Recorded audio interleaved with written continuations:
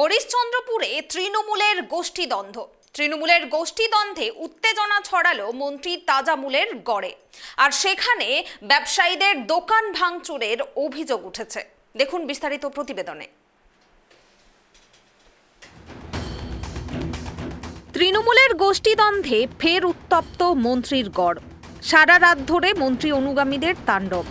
জেলা পরিষদ সদস্য ঘনিষ্ঠ ব্লক তৃণমূল শ্রমিক সংগঠনের সভাপতির রেস্টুরেন্ট সহ আরও 2 সাধারণ ব্যবসায়ীর দোকানে ভাঙচুর। বলপূর্বক দোকান বন্ধের জন্য হুমকি, গালিগালাজ, মারধর। প্রকাশ্যে সিসিটিভি ফুটেজ। ব্যাপক উত্তেজনা এলাকায়। মন্ত্রী এবং মন্ত্রীর ভাইকে নিশানা আক্রান্ত তৃণমূল নেতার। এলাকা উত্তপ্ত করা নিয়ে তৃণমূলকে তীব্র আক্রমণ বিজেপির। খতিয়ে দেখার আশ্বাস শাসক শিবিরের। সমগ্র ঘটনায় শুরু হয়েছে রাজনৈতিক চাপানুতর। মালদার হরিশ্চন্দ্রপুর সদর এলাকার এই ঘটনায় ব্যাপক উত্তেজনা। আতঙ্কিত ব্যবসায়ীরা। অভিযোগ, গভীর রাতে বিধায়ক তথা রাজ্যের মন্ত্রী তাজমুল হোসেন এবং তার ভাই জম্মু রহমান ঘনিষ্ঠ কয়েকজন তৃণমূল নেতাকর্মী, জেলা পরিষদ সদস্য বুলবুল খান ঘনিষ্ঠ হরিশ্চন্দ্রপুর 1 নম্বর ব্লক তৃণমূল শ্রমিক সংগঠনের সভাপতি সাহেব দাসের রেস্টুরেন্টে ভাঙচুর চালায়। পার্শ্ববর্তী বিরিয়ানির দোকানসহ আরও একটি দোকানেও চড়াও হয়। বলপূর্বক দোকান বন্ধের জন্য হুমকি দেয়। ব্যবসায়ীরা প্রতিবাদ করলে তাদের মারধর করে দোকান ভাঙচুর করা হয়। আমরা দোকানে বসে ভাত রুটি খাচ্ছিল, ছেলেরা বিরিয়ানি খাচ্ছিল, ওদিক থেকে গাড়ি দিয়ে আসলো আর কিস্তি কাজটা গালি করছে পুরো, বলছে দোকান বন্ধ কর, দোকান বন্ধ কর। কেন বন্ধ করতে? তাই তো জিজ্ঞেস করলাম কেন বন্ধ করবো, বলে দোকান বন্ধ করে তো আগুন লাগিয়ে দিব, সব ভেঙে দিব, চুড়ে দিব, যদি এখন না বন্ধ করবি সকালে দোকান খুললে সকালে এসে ভাঙচুর করব। আমি যখন বলবো 9টা 10টা তোকে দোকান বন্ধ করতে হবে, যত দোকান আছে সব বন্ধ করবে, তুই আগে বন্ধ কর। আমরা কেন বন্ধ করবো বলো? ওই বলেছি হাত চালু চালা মারাদাম ফাটাফাটি করে দিল। কাকে মারধর করলো? আমার ভাইকে মারলো, তারপরে ফের একে মারলো, দেখো নাক থেকে রক্ত বার হচ্ছে।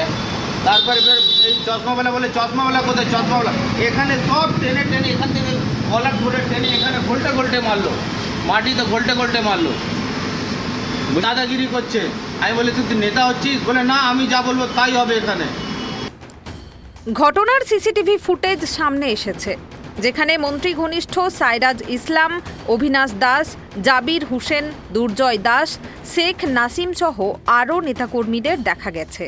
তৃণমূল নেতা সাহেব দাসের অভিযোগ, মন্ত্রী এবং তার ভাই জম্মু রহমানের মদতেই এই দুষ্কৃতীরা সন্ত্রাস চালাচ্ছে।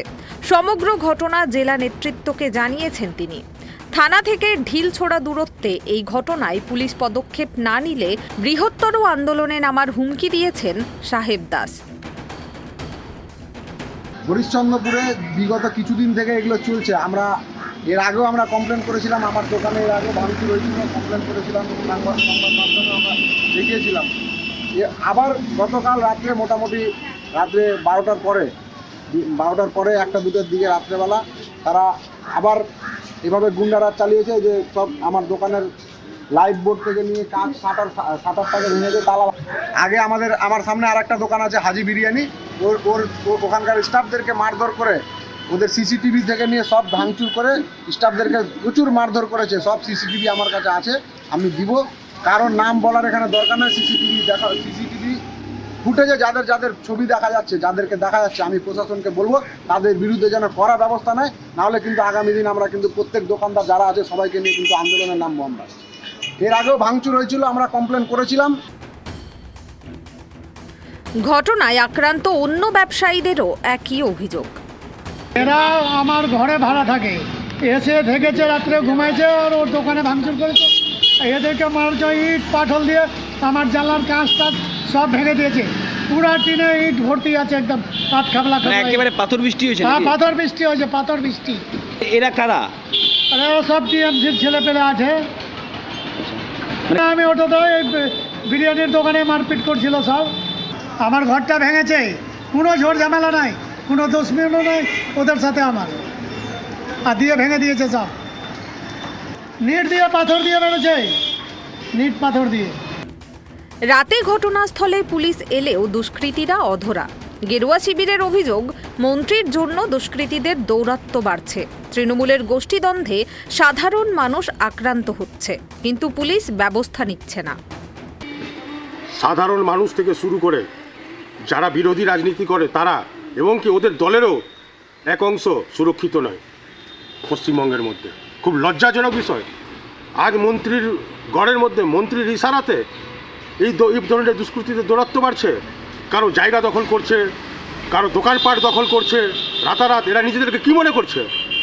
আরে অনুব্রত মণ্ডল নিজেকে বিশাল বড় হনু মনে করছিল, সে অনুভব বিরাট হয়ে গেছে। তো এদেরকে বিরাট হতে বেশিক্ষণ সময় লাগবে না। এদেরকে বারবার বলছি সাবধান হয়ে যাও।